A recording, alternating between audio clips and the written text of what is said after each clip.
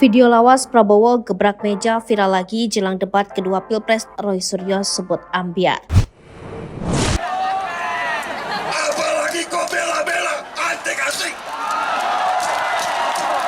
Video lawas calon presiden nomor urut 2 Prabowo Subianto mendadak viral lagi di media sosial. Video Prabowo gebrak meja itu pernah viral tahun 2019 lalu, tapi kini mendadak viral lagi sejak diungkit oleh Roy Suryo.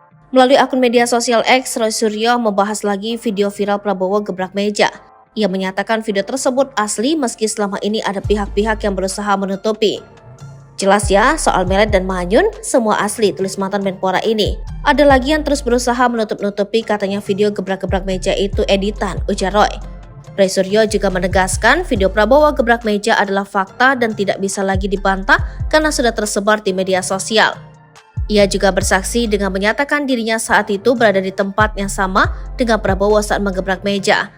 Ini video aslinya saat kampanye 2019 di Stadion Kridosono, kata Roy di akun X miliknya.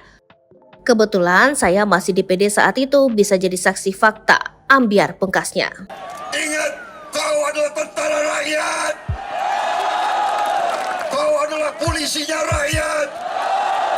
Seluruh rakyat Indonesia. Kau tidak boleh mengabdi kepada segelintir orang.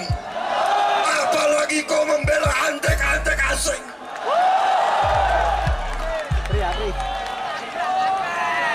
Apalagi kau bela-bela antek asing.